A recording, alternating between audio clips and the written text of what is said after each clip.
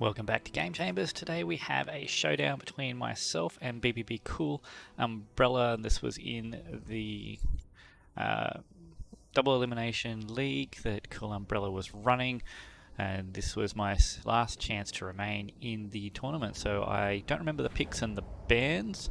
I believe CoolUmbrella's picked Beastmen. Can't remember who he banned, and then I've gone and picked Bretonnia. I've gone with Alberic.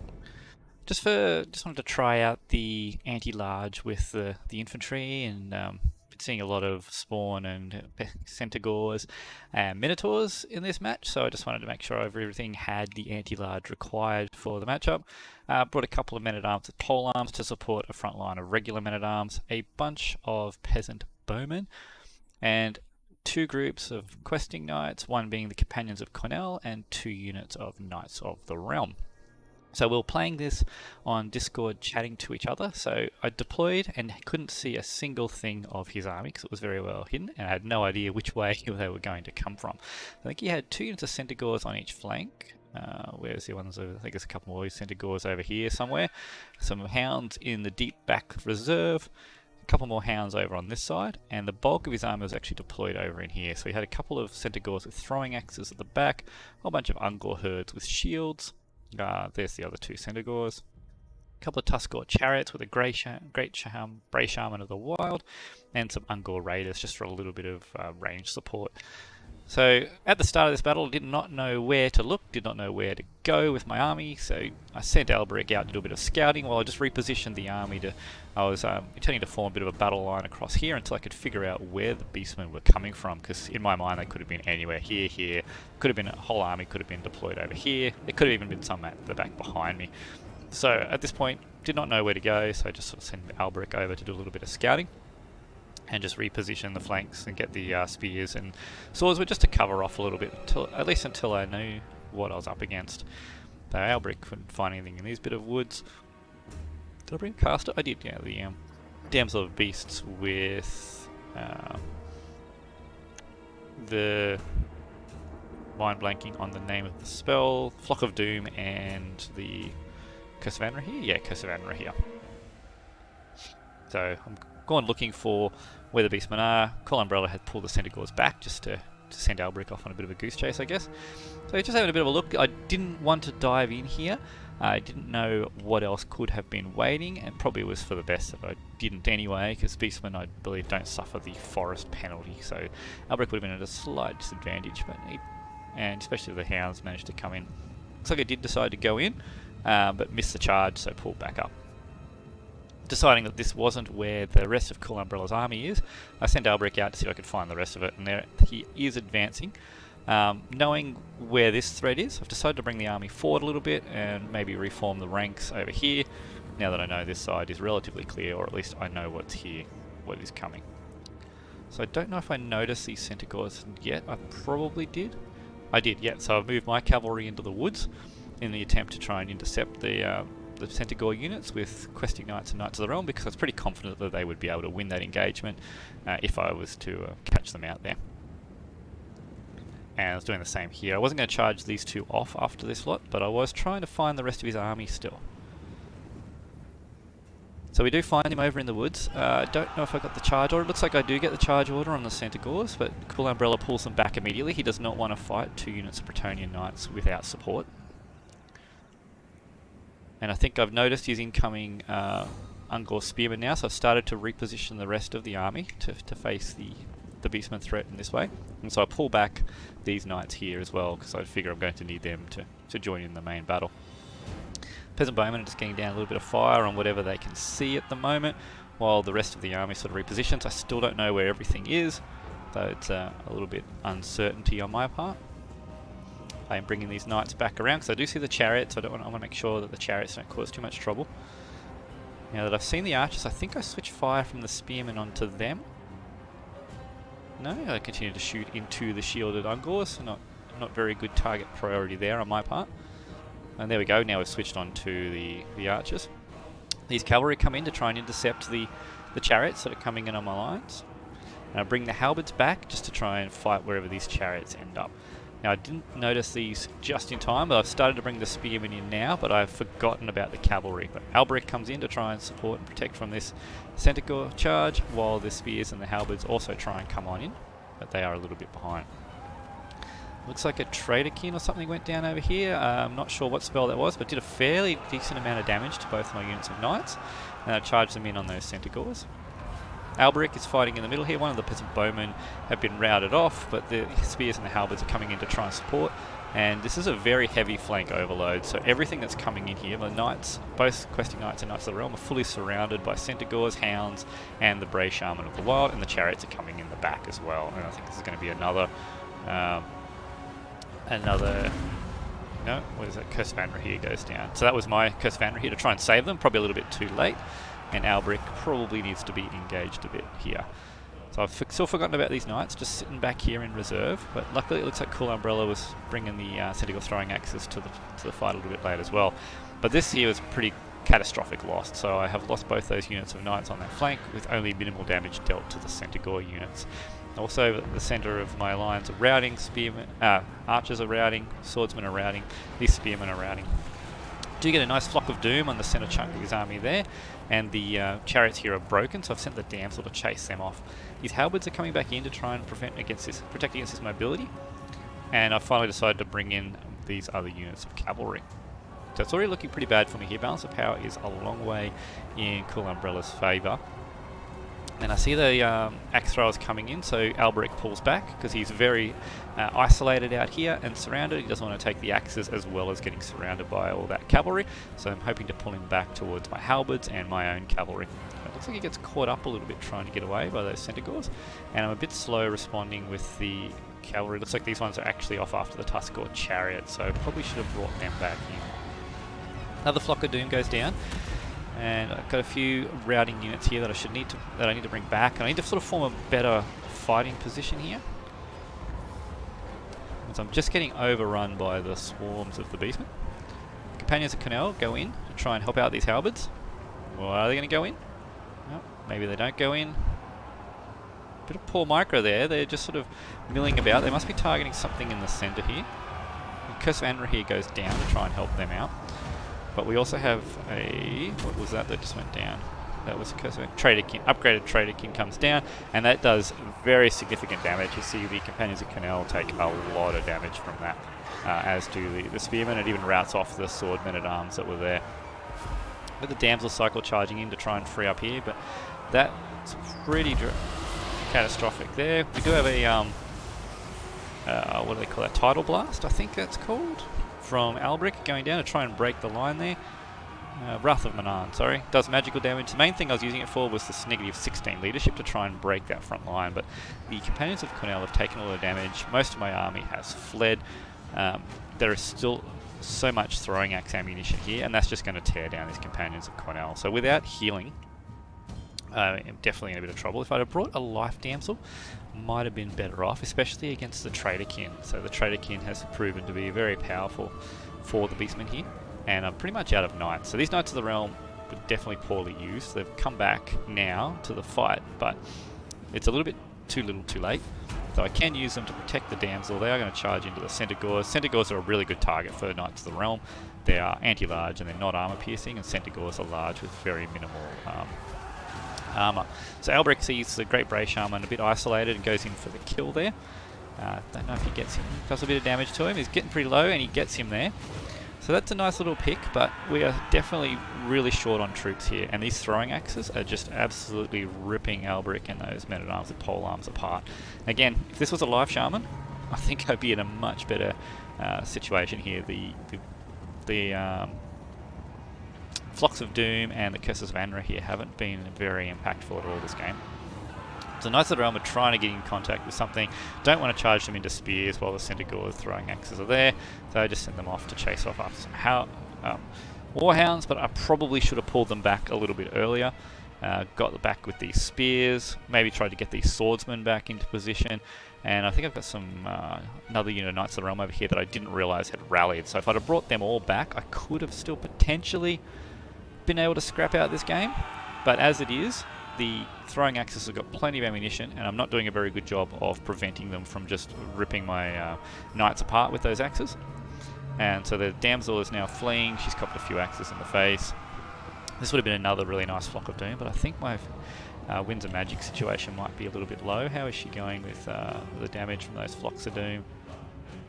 So she hasn't even got a whole lot of value from them, so I think if I'd have brought healing, it would have been much better. Looks like I've got some halberds coming back here, Knights of the Realm coming back, but there's just not much I can do against all these throwing axes. Alberic doesn't heal, so he's going to try and chase off what he can, but there's very little chance of this turning into a victory, so we'll just fast forward a little bit. Alberic does circle around. I'm trying to think if there's a way to come in on these Centaurs, but he just breaks and runs from that. So that was game 1 against CoolUmbrella of our best of 3, and he managed to take the victory there. Okay, let's look at some of the values. So the Great Bray-Shaman got 1,500 value nearly with those Traderkins. Most of the Ungors, pretty average value, but these Centaurs did really good. Actually quite well indeed, but they managed to get a really good collapse on the flank on those Knights of the Realm and Questing Knights. So you can see the Questing Knights, and I don't know which unit of Knights of the Realm was on that flank, but neither of them really got anywhere near their value. The only ones that did any good were the Companions of Cornell, and they also copped a Traderkin, so definitely should have brought a Life Mage along. The Damsel of the Beast got very limited value with those Flocks of Doom, and I'm not sure I used the Curse of Unrehears very well either. Shut down the archers, but that wasn't really a big deal. We also shut down the chariots fairly well. You can see the throwing axes also managed to accrue some really good value at the end of the game there, and as did this one unit of hounds. This must be one of the ones that helped rip down those knights early on. So Alberic actually did some pretty heavy lifting that game. Those Wrath of Manarn proving to be quite effective, and his anti-large made him a very good combatant himself, but I think I needed to bring a bit of healing along with him to make him a little bit more effective, or I could have just brought Lewin or Fey Double Paladin, would have been much better in this circumstance as well. But I do enjoy playing a little bit of the other heroes, gave me a bit of fun with them. That one unit of Halberds did quite well, but yeah, mostly across the board, pretty much everything did rather poorly. Okay, so game 2 against CoolUmbrella. So I can't remember who picked and banned first. I think the first game maybe I picked Bretonnia and he picked Beastmen. In this game I've picked High Elves and he's picked Dark Elves, or it's the other way around. Honestly don't remember, but either way we've ended up with Malekith versus Prince Imrik. Let's put this on slow. Alright, well, it starts with a little bit of action straight away. So a couple of infiltrating Dark Riders are going up against my 4 Illyrian Reavers, who are immediately going to engage on them there. I've come with a front line of White Lions. The White Lions trade well with most of the Dark Elf infantry, so if they bring Witch Elves lack the armor piercing. If they bring the Bleak Swords, they also lack armor piercing, and they'll go through them with this generally higher stats, and they deal well with the Dark Elf, the Black Ark Corsairs as well. So just a very good solid front line against the Dark Elves. Coming with Prince Imrik on a horseback, and a Mage of Light. So I like this combination against most factions. I think against Dark Elves it's not a very good one, but it allows you to get Imrik into combat and with the net, and the net also allows the Sisters of Avalon to shoot at whatever Imrik's targeting, because if Imrik charges with his Star Lance, you can see here that it lowers the fire resistance by 20% as well. So these guys will do 20% extra damage while being netted in place. And I got a unit of Spearmen at the back to protect the Sisters of Avalon. Over to CoolUmbrella. He's got a front line of dark Bleak Swords and Dread Spears, backed up with 4 Cold One Knights, Malekith, a unit of Dark Riders with repeater crossbows, and 4 Dark Riders with shields. Now, on the flank here, I started chasing off after these Dark Riders with shields. The Illyrian Reaver Archers will actually engage with them quite well in melee. They will trade fairly effectively, and they also have the ranged attacks. So CoolUmbrella is just trying to get away from this engagement. It is a poor one for him. He is slightly quicker though. They are 92 speed to my 90, so it is very difficult to get the charge. I have given him the charge order to try and get a few extra charge attacks, and they will shoot as they go. What I should have done maybe was just pull back to allow more of them to fire, because I'm not getting very many shots. As you can see here, these units are getting stuck shooting in the trees, and this unit here lost its attack order altogether. So I pull back now, because I don't really want to charge into all these Cold One Knights, but I probably should have just shot with them and sort of harried, much like what's happening here. So you can see they're doing quite a fair bit more damage now. They're just trying to shoot. I'm bringing up the White Lions to try and take this high ground. Downhill charges are more effective than uphill charges, and I'm still just trying to harass these Dark Riders with shields. I can see that there's not much in the way of range to deal with my skirmishers, so I feel pretty comfortable riding around the outskirts here. I am wasting arrows into these silver shielded bleak swords, and I don't know if I tell them to stop shooting here or not, but you don't really want to waste time shooting bleak swords with that sort of from the front. They've got their silver shields to take a lot of that damage. I'm just going to wait till my other White Lions here get back up into position, bring the Sisters of Avalon up, because I'll need their ranged fire to deal with the Cold One Knights. And you can see I'm bringing this unit of Spearmen over to cover this flank, so I've got the Reavers on this side to protect against any flanks over there. Again, wasting arrows shooting into Dread Spears here from the Sisters of Avalon. They need to be turning to focus down these Cold One Knights or anything else in this army, and you can see it right there. I give them the order to shoot that Cold One Knights. So I'm bringing the Mages of Light over, so see if I can get a net. There's a nice big blob of them here. And I'm just bringing back the White Lions a bit as well. So some of them are going to charge in, where I can see the Dark Elf front line coming across, but I do want to still protect the Sisters of Avalon, so I'm not just charging everything in, but anything that can get a downhill charge is going in. So these Reaver Archers are coming over to try and chase off these Dark Riders with shields, much like I did on this flank. And we have one unit of White Lions ready squaring off against 4 units of Dark Elves over here, which is not a very good trade for those White Lions, but we'll see how that goes. Sisters of Avalon switch on to the Dark Riders with repeated crossbows. That is ranged armor piercing. I don't want to have to deal with that. So you can see they just tear those cavalry apart very quickly. Sisters of Avalon are a very high damage unit. And the other White Lions are now engaging to fill up the hole. And you can see one unit of Bleak Swords looks like it's coming through. So I don't know what I do with that. I probably should have done something. Maybe I didn't even notice them coming through there.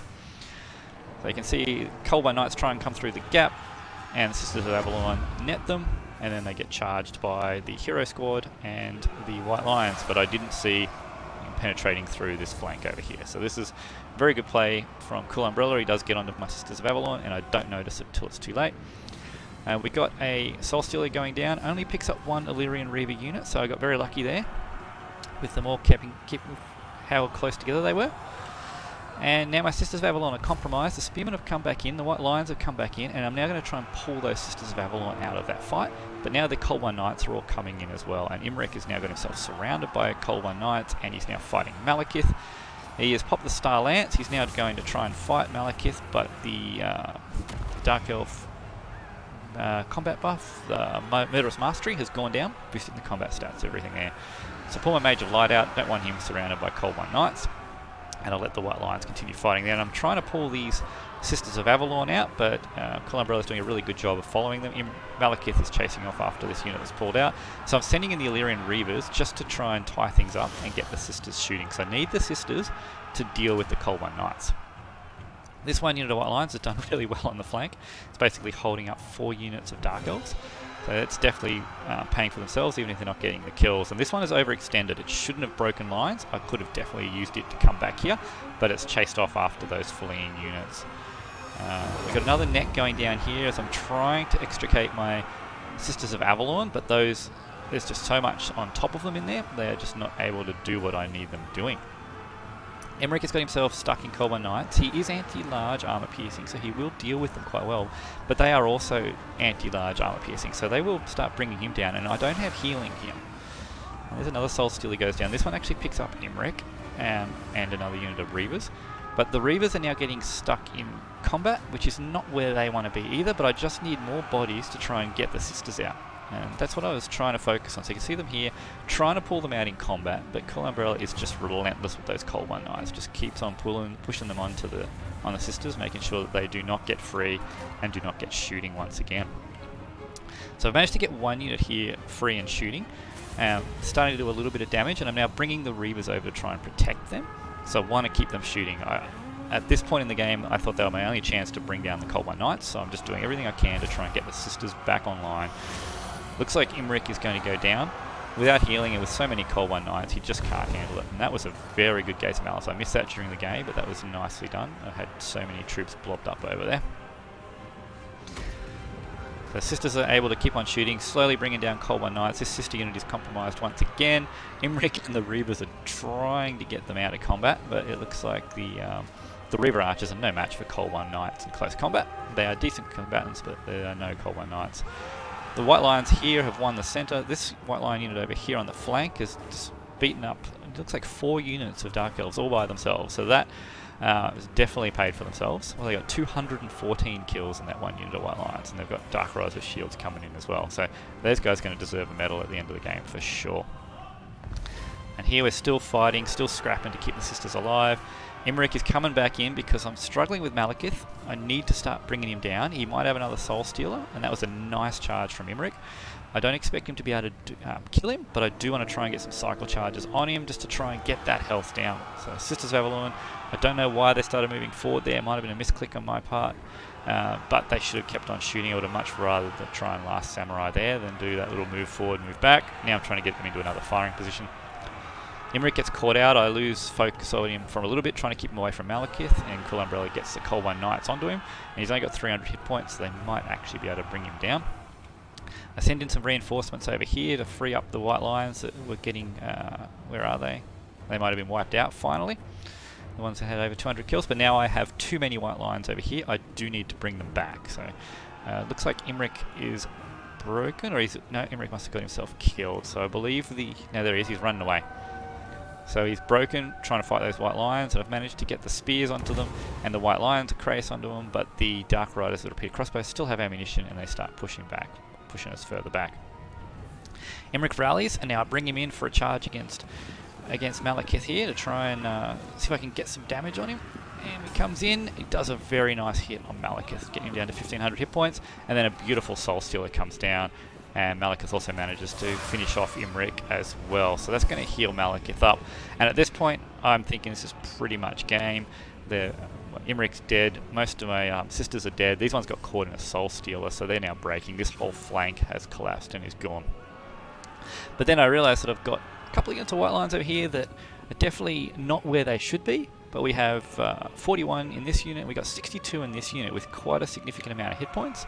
And these Dark Riders with repeated crossbows are actually only got one lot of ammunition left. We've only got 6 Cold One Knights left here.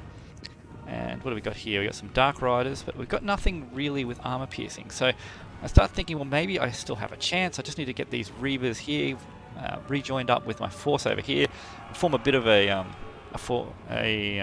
fortification up here on this hill, and I might actually be able to bring this game back. The balance of power definitely is in favour of the Dark Elves, but both my heroes are dead, and I've got not much left in the way of ranged, and Malekith has managed to heal back up to about half health. So we charge these Illyrian Reavers into some Dark Riders with repeated crossbows.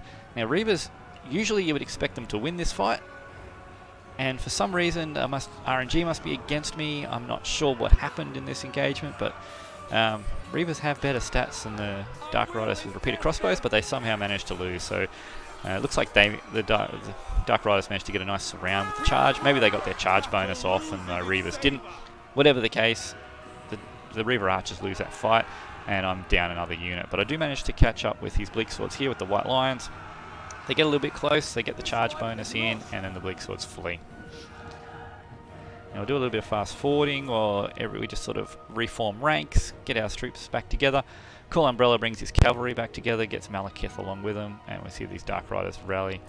I do send the Reavers over to try and intercept them to see if I can get them here before they form up with the rest of the army. And once I realise that they're not going to be able to get there in time, I should pull the Reavers back, because that's definitely not a good engagement. I don't want to fight all this with just the Reaver Archers. This unit of Reaver Archers is trying to break off and shatter things, and I'm trying to keep the White Lions separated here. Normally I would put them side by side so they get the flank secure bonus on their leadership, but with Malekith still on the field, I can't even get that to come up, I was a bit afraid that he might have another Soul Stealer, so I'm trying to keep them far enough apart that hopefully Soul Stealer won't be able to pick them both up. These Reavers here, I think I was sending them around to chase fleeing troops, but I think I hadn't noticed at this point yet that they were shattered, so they should start coming back in towards the main fight. And here we go, the Reavers Archers charge in. I'm hoping to get an early break on these Cold Ones, so that the White Lions have got no armor piercing left on the field. In hindsight, probably should have waited till the White Lions got there. And you can see I sort of hesitant to charge them in. Again, worried about the potential of another Soul Stealer. Didn't expect the Reavers to do so little damage there. I was really hoping for them to do a bit more. I should have kept them back though to chase anything that decided to flee, which is what I'm thinking of doing with this unit here. And then I don't know why I engaged them. So the idea was to keep them back to chase off fleeing units, but we're sending them in now. So now I just send both units of White Lions in. I figure I need to start trying to break things. And if there is a Soul Stealer, there's probably not much I can do. And this is a really nice case where Malice comes down here, goes from 2800 to 2300 hit points and breaks one of the units. So this one unit's down to 55 models, 2300 hit points. And it looks like all the Dark Elves now have shattered except for Malekith. So it's now Malekith versus the world, and the balance of power is very Dark Elf favoured. So I do try and get the White Lions to surround him. They do have armor piercing, and I'm going to try and cycle charge the Illyrian Reavers into him and see if I can get any damage, but he's got 110 armor, so I'm not expecting much from the Reavers. And I also don't want to get everyone blobbed. One Reaver there shatters and decides they don't want to continue this fight anymore, and the other one here is wavering and they break as well. So it's now up to the White Lions. They're giving chase to him. CoolUmbrella is fulfilling the attacking rule there by chasing down the Reaver Archers, which is a good decision. He doesn't want to keep getting cycle charged by them. I probably should have stopped chasing here because my White Lions are exhausted. I should have tried to give them a little bit of a chance to get back some stamina. It looks like my Reavers have rallied again, and I'm trying to now get the White Lions onto Malekith, trying to force path them in to surround him to get as many of them on him as I can. And bringing the other unit of White Lions in as well. And he's jumping between the units to try and keep his charge bonus up. His charge bonus is 65, so he does have a pretty good chance of winning this. So we're going to just fast forward a little bit. It just ends up a bit of a grind.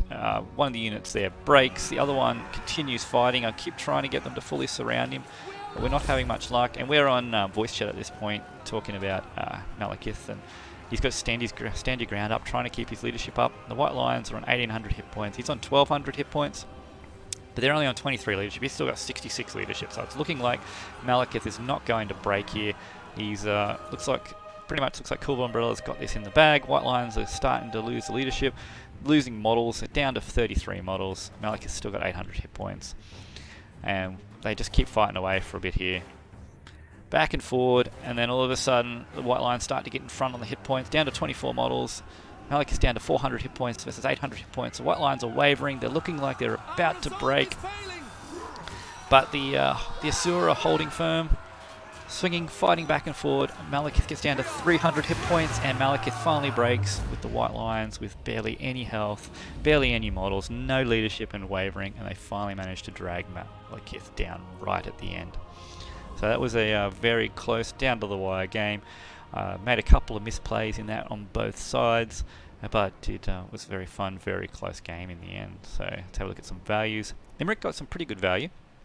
Probably the damage he did to Malekith, but he was didn't do too well against all the Cold One Knights. Their anti-large armor piercing did quite well at shutting him down. Don't expect much from the Mage of Light. She's just there for the net and the buffs. Spearmen and the White Lions did really well, so most of them more than paid for themselves. They will chop through the Dark Elf front line all day long, and they even trade quite well into the Cold One Knights with their armor piercing. Even with the amount of effort that CoolUmbrella put into shutting down the Sisters of Avalon, they still managed to get a fair amount of value. So neither of them paid for themselves, but they didn't become useless, so they still got about 1,000 plus value for each of them. And the Reaver Archers across the board also pretty much paid for themselves all round about. So I was pretty happy with the performance of everything in the army.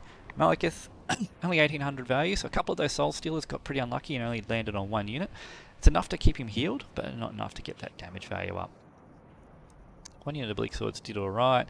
Most of the rest of them just got destroyed by the High Elf White Lions. And the Reavers with Shields, they did decently, but Cold Ones is where most of the value was. This one unit of Cold One Knights was probably the unit that got shut down by the Sisters early on, and the Dark Rise Repeater Crossbows managed to get some good value there. So that puts us at 1-1, CoolUmbrella versus myself, and as we go into Game 3.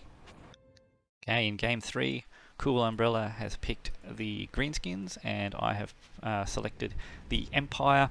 I've gone with Boris, and a couple of quite a few state troops to make up my front line.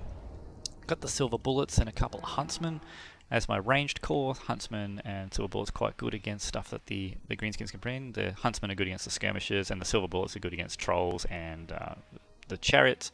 I'm trying out a couple grenade launchers. Don't know how effective they were going to be before this game, but I thought they might be quite good at dealing with the night goblins and the big blobs of archers that the Greenskins tend to have around on their back lines, so we'll see how they go. Might actually hit pause because there's a massive flank behind that was coming in. I did bring a single great cannon with some spearmen to protect it and a couple of Empire Knights on the back line also to protect them, which turns out to be a very good choice looking at what CoolUmbrella is done behind me. A bunch of state troops at the front, Boris and a Bright Wizard. For CoolUmbrella we have Skarsnik with a front line of Savage Orc and Savage Orc Biggins. The Rusty Alers behind that and some Stone Trolls along with, I think these are the Warlords boys, the unbreakable ones anyway, and a unit of Boar Chariots, and he has come in from behind with a whole bunch of skirmishers, so Wolf Riders, Wolf Rider Archers, Spider Riders, Mulgrub's Mangy Marauders, more Wolf Riders and Wolf Rider Archers, so huge flank attack coming in from there. So immediately I turn around and I see them coming, so the Empire Knights go straight in to protect the flank as these spearmen come back around, and I'm pretty sure I bring back the Huntsman as well to protect from the back because I know I've got time. These Greenskins are going to take a while to get here. I don't see any ranged troops, so I send the grenade launchers forward to see if they can start doing a bit of damage on the way in, and I get the cannons firing on the trolls as well, and Boris Todbringer also turns around to fight the back. So most of my spearmen also turn around to fight, and the Huntsmen start firing in on the Wolf Riders. So the Empire Knights just quickly taking care of some Wolf Riders and some Spider Riders. Their heavy armor makes them pretty safe against the normal Wolf Rider archers, but the Morgrub's Mangy Marauders are armor piercing, so you can see they're doing significant damage to the Empire Knights there. The Huntsmen and the Silver Bullets see off the Wolf Riders quite easily, and Boris starts chasing off after the Morgrub's Mangy Marauders as these Empire Knights try and get what they can to keep the back lines cleared. See, the grenade launchers did a fair bit of damage to those Savage Orcs on the with a couple of volleys, and now I pull them back because I don't want them to get hit by chariots, and I'm trying to micro on the back line as well, so I need them to be behind my lines so they can still shoot.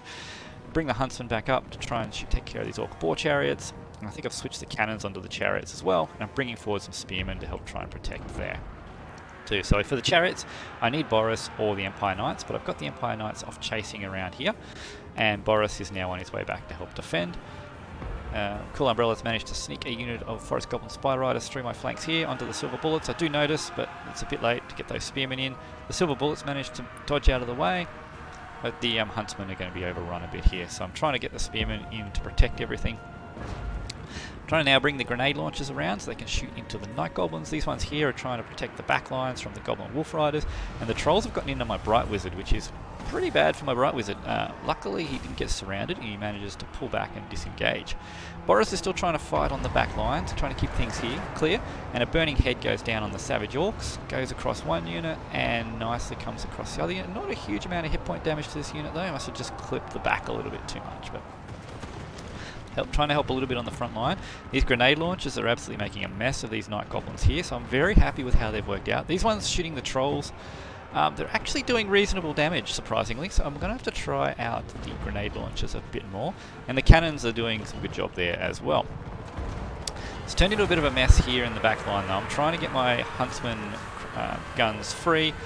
Empire Knights are still chasing off after the skirmishers on the back line, and Boris is now fighting in the middle. And what's happened to my Mage of Fire? I think he might have ended up getting himself killed in there. Is that him? In here somewhere. There he is. He's still alive, still fighting in the center. But my line is starting to get overrun, and I'm starting to run out of state troops to actually hold back the Green Tide. So this unit of Empire Knights has just been getting wrecked by the Warcraft's Mangy Marauders. I don't think I actually noticed that they were in there until it was a bit too late.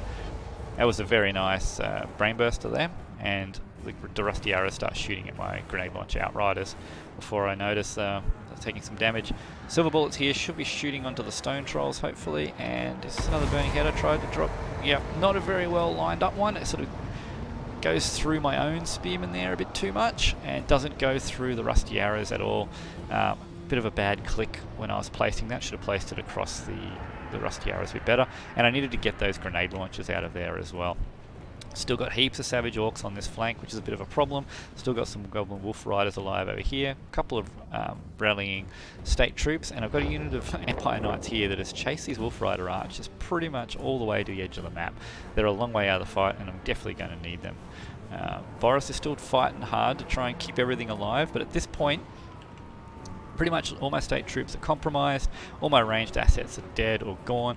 I've got a couple of returning State Troops, and I do have these Outriders, but I've left them again in range with the Rusty Arrows, and the Rusty Arrows are doing a very good job of forcing them off. If I'd have kept them out and brought them around this way, they might have been a lot more effective, but definitely misplayed with their location here.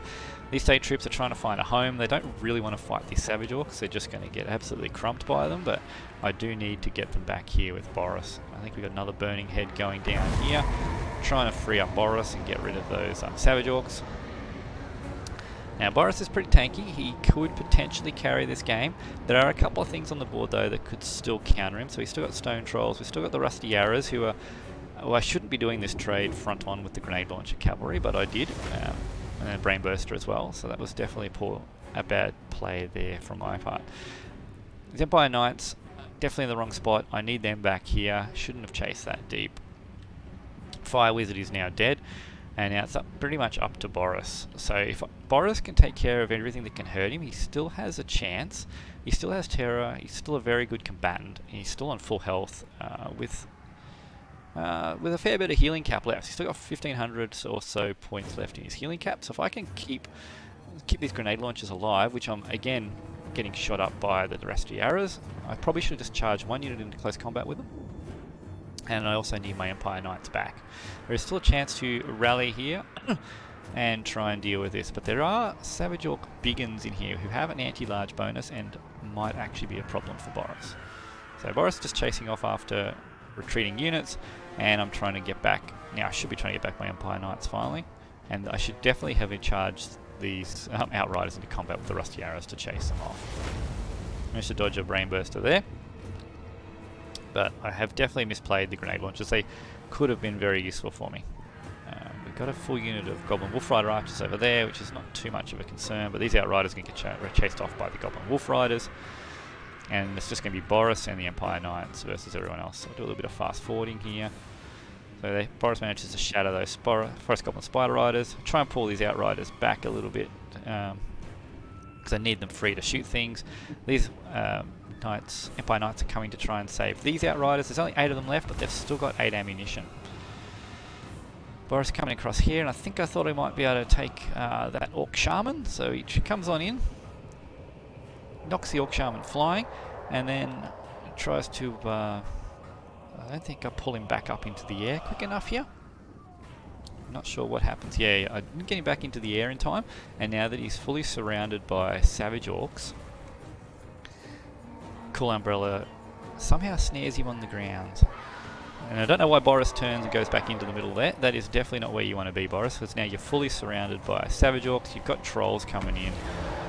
They've now been hit by Spider the Baboon. They've got a bonus versus large. And there we go. The fermented fungi locks him into combat, and there's no way Boris is getting out with that bonus versus large. Very good play there by CoolUmbrella, locking Boris in surrounded by anti-large, and just killing him with his army there. So my misplay from not getting him out after charging that Shaman, but very good play keeping him in there and shutting him down. So good game to CoolUmbrella for taking that series 2-1. Let's have a look at some of our values. Now Boris, very little value, so the stuff he was chasing was not very highly costed, chasing off mainly after skirmishes, and then when he finally decided to fight something meaningful, he got himself trapped and killed. 35 kills from the Bright Wizard, again, poorly placed. Burning Heads did not really work out for me there. Bright Wizard could have been a whole lot better. State Troops, you don't expect to do much against Savage Orcs. Savage Orcs, which is what mostly CoolUmbrella had, trade extremely efficiently into the State Troops. The Huntsman, again, he did a very good job shutting them down, same with the Silver Bullets and the Empire Knights. So the only things that really pulled their weight were the Outriders with grenade launchers and the Cannon, who was trying to deal with the Trolls and the Chariots. So I do really like the pick of the Outriders here, but I did need to use them a bit better. So the State Troops losing is not something you need to be too concerned about, but you need to be able to fill those gaps, and I needed the Empire Knights to be back on the lines helping. So whether I needed to bring more missiles to deal with all the skirmish cav or what, I'm not sure. I'll have to go back and have a bit of a rethink. But Skarsnik, only 5 value, but basically he won the game by capturing Boris, so definitely did well there. Bray-Shaman definitely did some good work with all of his spells. Savage Orcs, of course, destroyed the front line. Rusty Arrows did all the damage to the Outriders. And the skirmish cav picked off fleeing troops and killed my huntsmen and archers, and dealt with the backline very well. And the trolls obviously did a very good job taking out Boris once he got trapped in there. So a very good game to my opponent, CoolUmbrella, and that will be my elimination from that league. But had a good time. Thank you for. I think CoolUmbrella was the one putting that league on, so it has been good. I hope to play him again in the future. If you like the content, please hit the subscribe button, and we'll see you in the next one.